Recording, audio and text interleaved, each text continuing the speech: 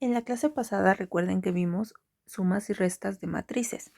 En esta clase veremos multiplicaciones. La multiplicación saben que es una operación básica de álgebra donde nosotros tenemos dos productos, dos factores que al multiplicarlos nos van a dar un producto, ¿sale?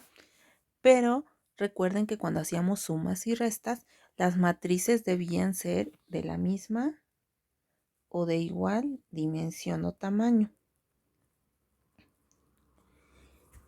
Cuando hablamos de multiplicaciones, no es tan determinante que tengan el mismo tamaño, pero sí que tengan los mismos elementos en su fila y en su columna. Es decir, si tengo 3 elementos en mi fila, debo tener 3 elementos en mi columna. De no ser así, no es posible resolverlo. A continuación veremos algunos ejemplos. Bien, de estos 4 ejemplos que les presento aquí, veamos cuáles son posibles de resolver y cuáles no son posibles. El primer caso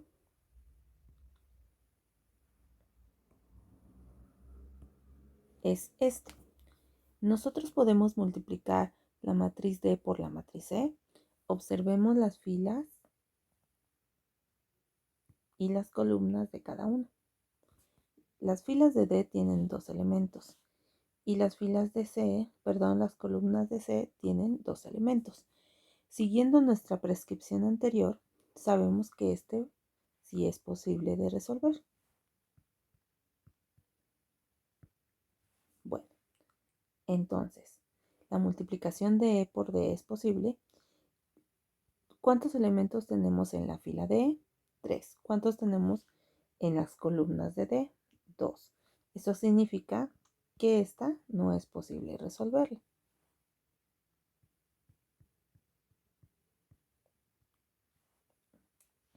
Después tenemos la matriz E. La matriz E en su fila tiene 3 elementos y la matriz E en su columna tiene 3 elementos. Esta también sería posible. Y por último, tenemos la matriz D por la matriz E.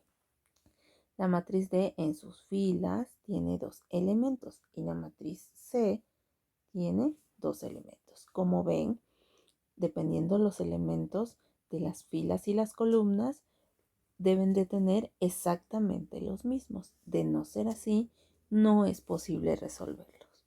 Veamos ahora un ejemplo. Bueno, vamos a multiplicar la matriz A por la matriz B.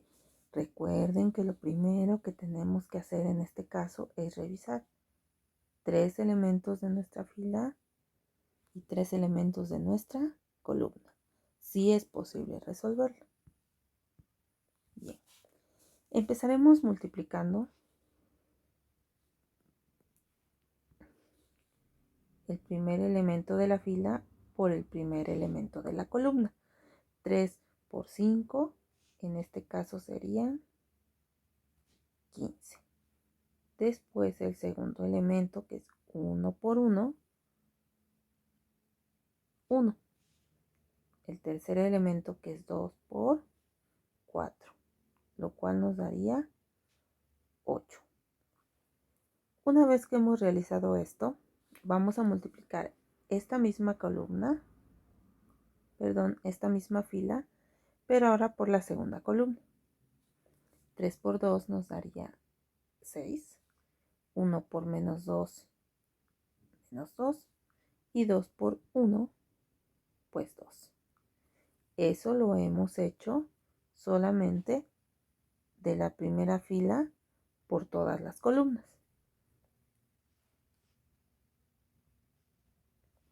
¿De acuerdo? Bien, ahora vamos con la segunda fila por la primera columna. El primer elemento que tenemos es 5. Por 5, 25. 1 por 1, 1. Menos 5 por 4, menos 20. Bien, ahora vamos vamos a multiplicar la misma fila, pero por la columna 2. 5 por 2, 10. 1 por menos 2, menos 2. Menos 5 por 1, menos 5. Bien, yo les recomiendo que separen cada vez que terminan las columnas porque si no se pueden perder en todos los valores. No es obligatorio, pero sí los hace verlos de una manera más clara. Entonces, lo primero que vamos a hacer es sumar los tres primeros valores que tenemos aquí. 15 más 1 más 8. Eso nos daría 24. Y nos da 24 porque los tres valores son positivos. Los tres valores se tienen que sumar. Después tenemos 6 menos 2 más 2. Recuerden que signos diferentes se restan. Entonces 2 menos 2 nos daría 0 y solo nos quedaría 6. Los siguientes tres valores tenemos 25 y 1 que son positivos, lo cual nos daría 26. Menos 20 nos daría solamente 6. Y por último, 10 menos 2 y menos 5. Como el 10 es positivo, le restamos los dos negativos. 10 menos 2, 8. 8 menos 5, 3. Y así hemos terminado nuestra multiplicación. Recuerden los siguientes lineamientos. Bien, por último, algunos lineamientos importantes. Debemos tener los mismos términos en la fila de la primera matriz y las columnas de la segunda matriz al multiplicar. Si no es así, no es posible realizarla. Aunque, a diferencia de las operaciones de suma y resta, aquí las dimensiones sí pueden ser un poco distintas. Obviamente, también es necesario respetar leyes de los signos, al igual que en la suma y en la resta, solamente que aquí recordemos que menos por menos es más, menos por más es menos, y pues más por más debe dar más.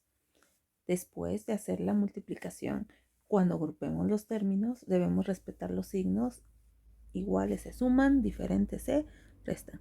Espero que les haya servido esta información y la lectura explicativa con las actividades a realizar. Además, les incluyo algunas otras actividades que pueden ir realizando para poder fundamentar el conocimiento que adquirieron durante este video. Nos vemos en clase presencial para retroalimentar las dudas. Hasta pronto.